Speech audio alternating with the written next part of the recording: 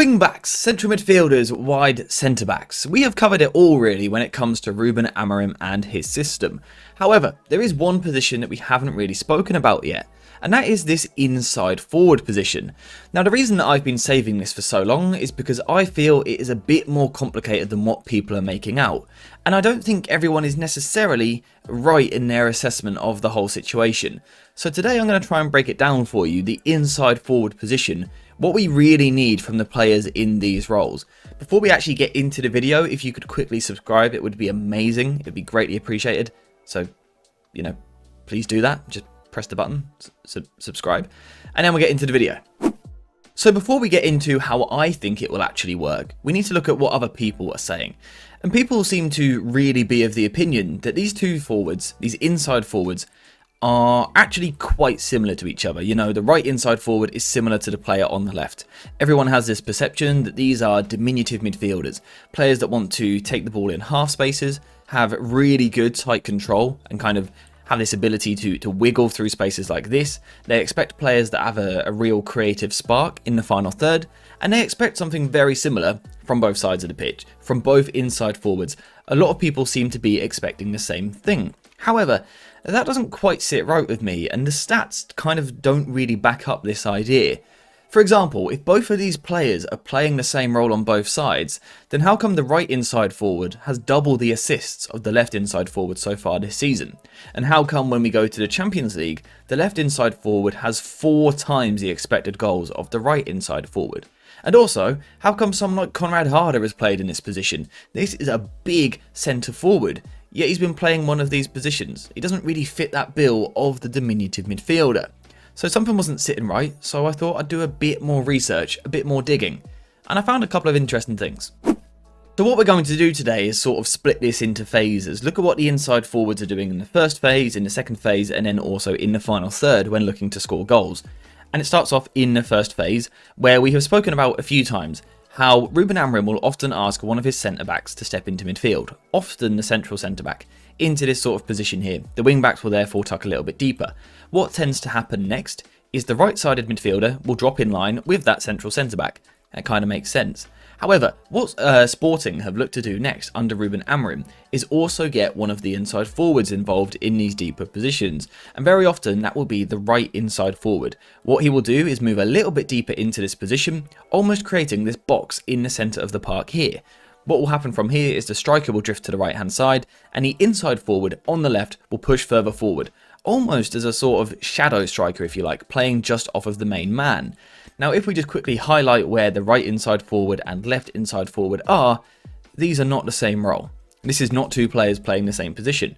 And we've got evidence of this. This is against Benfica early this year. You can see initially the central centre-back moving into midfield, the left side of the midfield, alongside the right-sided central midfielder. It kind of becomes a sort of double pivot. What happens next is the right inside forward, Trincao on this occasion, drops a lot deeper. He comes towards the ball and also gets himself involved in these midfield positions. He creates that next line of 2. Whereas if we look for our left inside forward in this situation, he never actually makes it into shot because he's playing so high. You have of course got Gyökeres marked there, the striker. The left inside forward is in a similar kind of position in terms of how high up the pitch he is, but he's actually not even in shot. So again, straight away that is telling us that these two players are not playing the same role as each other. This right inside forward is more of a retention based player potentially, someone that might come towards the ball and play with their back to goal at times, you would imagine, whereas the left inside forward looks more like a position that is going to be asked to get in behind, to stretch the opposition defence.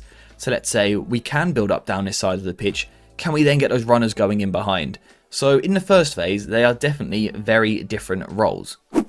Now in the second phase, Ruben Amorim's shape tends to go back to looking a bit more like a back 3. So the central centre-back is no longer in midfield, he is now between his two centre-backs. We've got the back 3.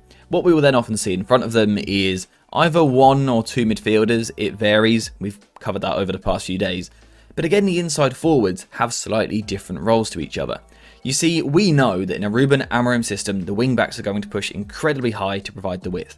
They are pushed forward to essentially pin the opposition fullbacks into these sorts of positions here. They're forced. They can't really get out the fullbacks for the other team. They can't get out and engage the ball because they have been pinned backwards.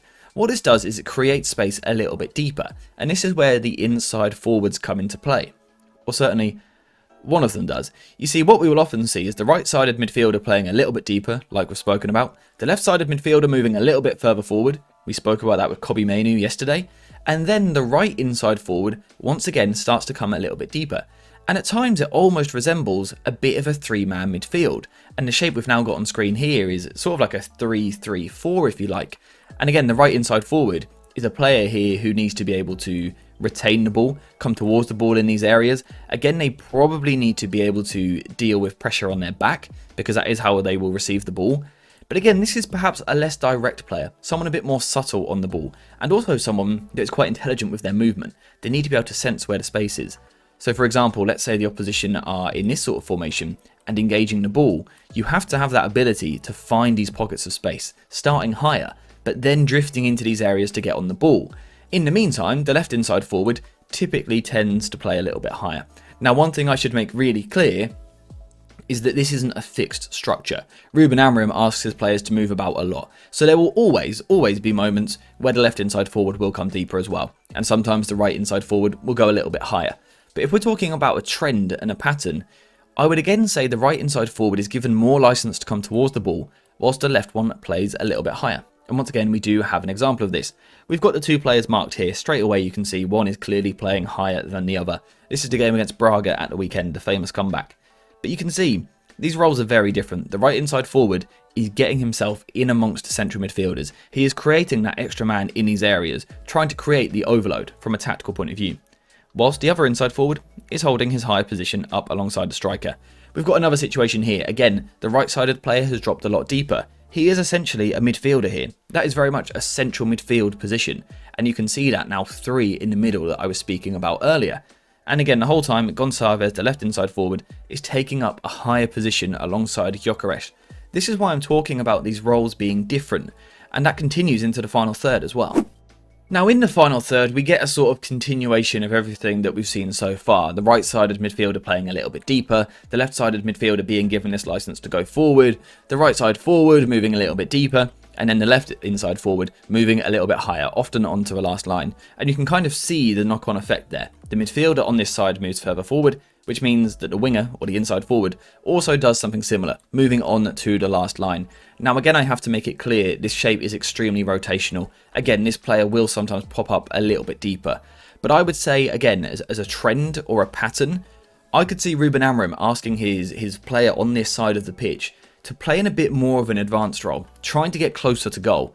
So in terms of the players that we could put into this position, you'd be looking at goal scorers, goal threats, but also people with good movement in the final third. Because at times we will see the striker coming towards the ball a little bit more, in for this pass into feet, and that can move centre-backs out of position. That's when this inside forward then needs to kind of be able to sense that danger and make that run into the final third, into the penalty area where they can score goals. And we can see a similar sort of pattern here. Gyökeres up front, holding the ball up initially. And what it does is it creates a little bit of room for this man, Konrad Harder, who I said earlier, profiles like a striker, but often plays left inside forward. That tells you that these roles aren't the same. But you can see him playing on the shoulder, looking to get in behind the opposition defence. And when the ball comes, like this, you can see him, he's ready to go. He is right up there on the centre-backs. Right up there with them. And he gets himself into the penalty area, he gets a really good chance, and he scores a really good goal. And this is something that I think we have to consider when we are creating our ideal 11s under Ruben Amorim. Now, I am by no means saying he will definitely replicate this. We can't guarantee that at all. For example, he could flip this on its head. He could put his right-sided player a little bit higher and his left-sided player a little bit deeper. If we look at the profiles at Manchester United, I think we could see Rashford or Garnacho playing on the left-hand side, pushed further forward, closer to the striker, whilst a player on the right, perhaps a Bruno Fernandes, an Ahmad, a Mason Mount, given that license to drop a little bit deeper, link the play as an extra midfielder at times, be creative in the final third. But those are just sort of my thoughts, my opinions. I've watched a lot of games of Sporting now, and this is a pattern and trend that I have seen, and I think United have the facilities and the tools and the players ultimately to do something very similar. Do you think it will happen? Let me know in the comments down below, because I'm really not too sure. if you do think it will happen, let me know which players you think would be best for each role on the left side of the attack, but also on the right side of the attack. Get in the comments down below and let me know what you think. I will try to reply to as many as possible. But apart from that, we're finished for today. So thank you guys for watching. Hope you have enjoyed it. And as always, I'll see you in the next one.